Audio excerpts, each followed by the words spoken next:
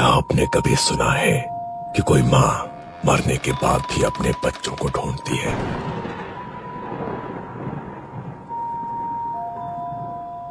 एक गांव है बेलपुर।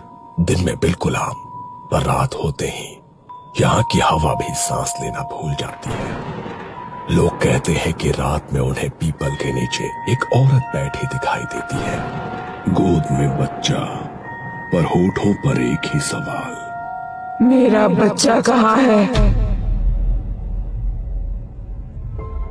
बेलपुर एक छोटा सा गांव। इसी गांव के आखिरी छोर पर था रघुवीर का घर। बाहर से देखने पर साधारण, पर अंदर एक औरत रोज जिंदा दफन होती थी। उसका नाम था अंजलि। अंजलि की शादी को 8 साल हो चुके थे। शादी के पहले हफ्ते से ही उसे समझ आ गया था कि ये घर उसे बहू नहीं, एक गुलाम समझता है। तेरे बाप ने क्या दिया था? 2 बर्तन और एक पुरानी अलमारी। अंजलि चुप रहती है। शायद कल सब ठीक हो जाएगा। लेकिन हर कल पहले से बदतर हो गया। शादी में जितना खर्च किया उतना तो आज तक वसूल भी नहीं हुआ है। साल बीतते गए, घर में कोई किलकारी नहीं गूंजी। पहले फुसफुसाहटें थी, फिर ताने बने, और फिर ये ताने अंजलि की पहचान बन गए। सुबह का वक्त था। अंजलि चूल्हे पर रोटी सेक रही थी। उसके हाथ कांप रहे थे। सास ने पड़ोसन से बात करते हुए जानबूझकर ऊंची आवाज में कहा, आजकल की लड़कियां न जाने क्या खाकर आती है मायके से। शादी के इतने साल हो गए, एक औलाद नहीं दे सकी। अंजलि ने पीछे मुड़कर कुछ कहना चाहा, लेकिन शब्द गले में अटक गए। रघुवीर हंसते हुए बोला, अरे माँ छोड़ो ना, किस्मत ही फूटी है इसकी। मेरे दोस्त के घर देखो, शादी के 2 सालों में 2 बच्चे। अंजलि ने चुपचाप रोटी पलटी। उसकी आंखों में आंसू थे, पर आवाज नहीं। एक दिन अंजलि के मायके से उसके माता पिता आए थे। माँ ने बेटी को देखते ही समझ लिया कि कुछ बहुत गलत है। अंजलि खाना परोस रही थी। बहू, थोड़ा तेज चलो। वैसे भी तुमसे क्या उम्मीद रखे? ना घर बढ़ाया ना वंश, कम से कम खाना तो गरम खिलाओ। रघुवीर अपनी मुंडी नीचे करके हंस रहा था। अंजलि की माँ रेखा ने बीच में कहा, बहन जी, डॉक्टर को दिखाया क्या? ससुर भैरव सिंह ने हंसकर जवाब दिया, दिखाया था। डॉक्टर ने साफ कहा कि दिक्कत जो है लड़कियों में है। ये झूठ था। कोई डॉक्टर नहीं, कोई जांच नहीं, बस इल्जाम। अंजलि का सिर झुक गया। उसके पिता कुछ बोलना चाहते थे, लेकिन बेटी की आंखों में डर देखकर चुप रह गए। धीरे धीरे ये बातें घर की 4 दीवारों से बाहर निकल गई। कुएं पर पानी भरती औरतें उसे देखकर कहती, वही अंजलि है ना? हाँ, इसकी सास कहती है ये बांझ है, इसके पति की दूसरी शादी होनी चाहिए। अंजलि जहां जाती उसे अपनी पीठ पर लोगों की उंगलियां चुभती महसूस होती। एक रात अंजलि अकेली बैठी थी, हाथ पेट पर रखे हुए। उसे सारी बातें याद आ रही थी। बांझ है, ये वंश मिटाने आई है। ऐसी औरत को तो घर में रखना भी पाप है। अगर मैं माँ बन पाई तो क्या सब बदल जाएगा? उसे तब नहीं पता था कि उसकी कोख खाली नहीं थी, लेकिन उससे पहले समाज ने उसे बांझ घोषित कर दिया था, और यही वो जहर था जो उसकी आत्मा में धीरे धीरे भर रहा था। हर ताने के साथ अंजलि की आत्मा में एक दरार पड़ती गई। 5 साल बीत चुके थे, जिनमें अंजलि ने हर ताना, हर मार चुपचाप सह लिया था, क्योंकि उसके मन में एक ही बात चल रही थी, अगर बच्चा हो गया तो सब ठीक हो जाएगा। रात को जब रघुवीर शराब पीकर आता, औरत है तू, पर अगर बच्चा नहीं दे सकी तो किसी काम की नहीं। वो उसे पीटता, कभी दीवार से पटकता, कभी बाल खींचता। अंजलि रोती नहीं थी, बस मन में यही दोहराती, बस एक बार गर्भधारण हो जाए, फिर शायद सब बदल जाए। लेकिन रघुवीर की शराब, उसकी मार और अंजलि का टूटता शरीर, इन सब के बीच गर्भ ठहरना आसान नहीं था। शादी के 5 साल बाद एक सुबह अंजलि को उल्टी हुई। उसने डरते डरते अपने पेट पर हाथ रखा। डॉक्टर ने कहा, बधाई हो, आप मां बनने वाली हैं। उस दिन अंजलि देर तक आईने के सामने बैठी रही। पहली बार उसके चेहरे पर सच्ची मुस्कान थी।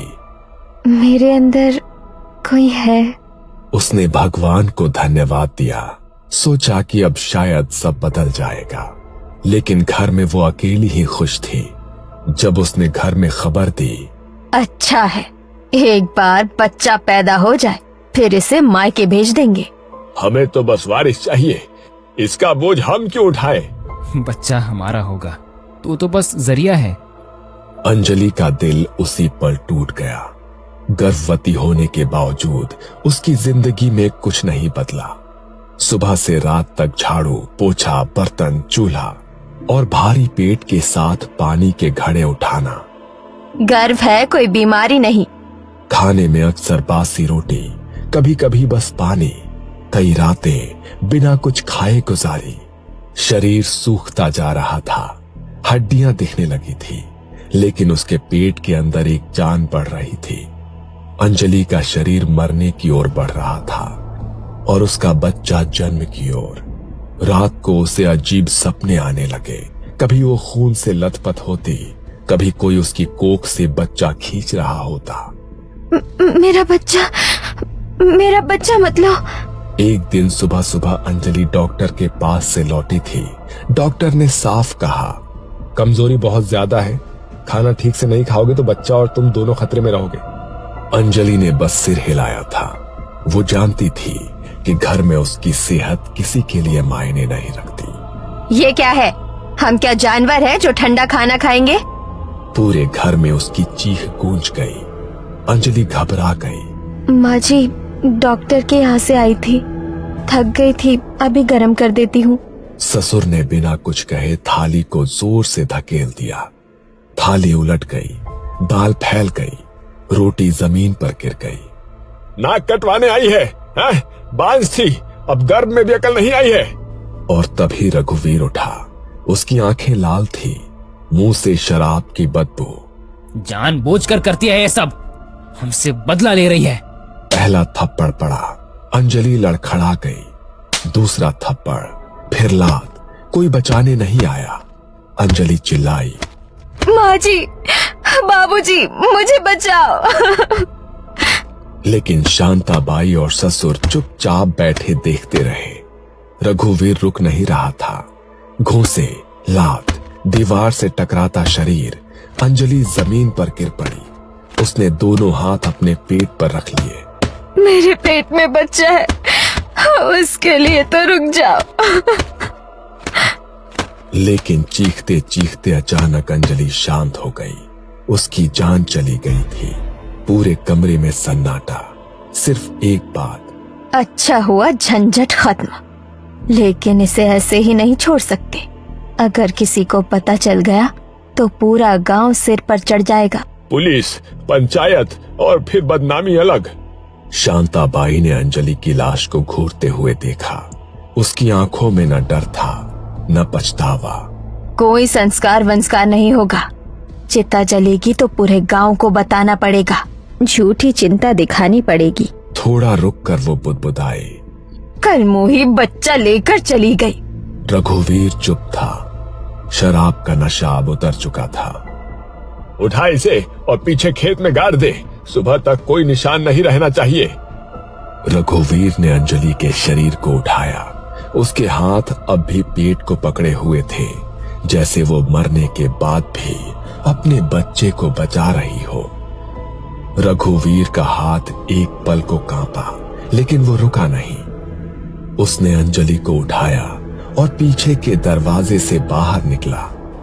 खेत में अंधेरा था। रघुवीर ने एक गड्ढा खोदा और अंजलि को उसी कपड़े में गाड़ दिया गया जिसमें वो मरी थी। न कोई मंत्र, न कोई अग्नि, न कोई अंतिम शब्द। ऊपर खेत, नीचे एक मां और उसके गर्भ में अधूरी जिंदगी। रघुवीर वापस आया, हाथ धोए। तीनों ने चुपचाप खाना खाया। तीनों अपने अपने कमरों में सोने चले गए, जैसे कि कुछ हुआ ही ना हो। जैसे घर में कभी अंजलि थी ही नहीं।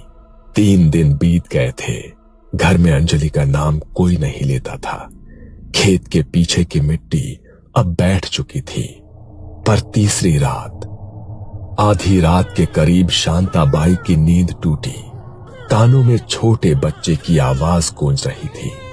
ये किसकी आवाज है? कहीं बच्चा रो रहा है? कौन सा बच्चा? सो जा। लेकिन आवाज रुकने का नाम नहीं ले रही थी। धीरे धीरे वो आवाज पूरे घर में फैल गई। अगली सुबह गांव के चौराहे पर लोग इकट्ठा थे। कल रात मैंने देखा पीपल के नीचे एक औरत बैठी थी और वो रो रही थी। अब मैंने भी सुना, किसी के रोने की आवाज आ रही थी। मैंने भी देखा, लेकिन चेहरा साफ नहीं दिखा, पर गोद में कुछ था। गांव में बात फैल चुकी थी कि रात में कोई औरत दिखाई देती है। रघुवीर के घर में अब रातें सबसे डरावनी हो चुकी थी। कभी किसी के जोर से चिल्लाने की आवाज आती, कभी ऐसा लगता जैसे कोई असहनीय दर्द से कराह रहा हो। माँ, आपने सुना? हाँ, हर रात। एक रात भैरव सिंह को आंगन में अंजलि बैठी दिखी। गोद में एक बच्चा, वो उसे झुला रही थी। अंजलि। पलक झपकते ही वहां कोई नहीं था।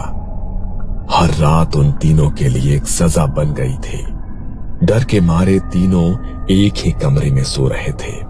एक रात सभी सो रहे थे, दरवाजा बंद था। अचानक कमरे में ठंडी हवा आने लगी और खिड़की हवा से खड़खड़ाने लगी। तीनों का दम घुटने लगा। माफ कर दे अंजलि, गलती हो गई। अंधेरे में अंजलि की आत्मा खड़ी थी। उसके बाल हवा में लहराने लगे। गोद में बच्चा। मेरा बच्चा कहाँ है? तीनों का दम घुटने लगा। वो चीख भी नहीं पाए। सुबह तीनों की लाशें मिली। उनका अंतिम संस्कार करने वाला कोई नहीं बचा। गांव में भी अब अंजलि का डर फैल चुका था। रात में कोई बाहर नहीं निकलता। बच्चों को अकेला नहीं छोड़ा जाता। ये कोई साधारण आत्मा नहीं है। गांव वालों ने तांत्रिक हरिदास बाबा को बुलाया।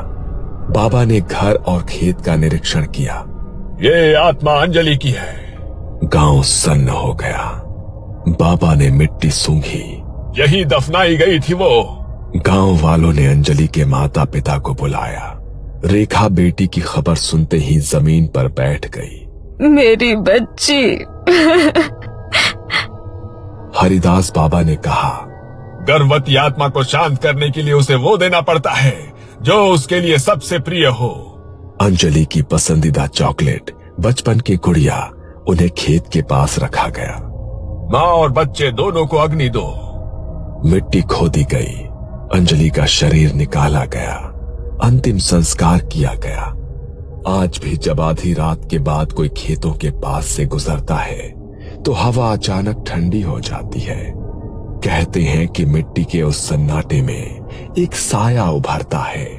गोद में बच्चा, आंखों में अधूरी ममता और होठों पर एक ही सवाल, मेरा बच्चा कहाँ है?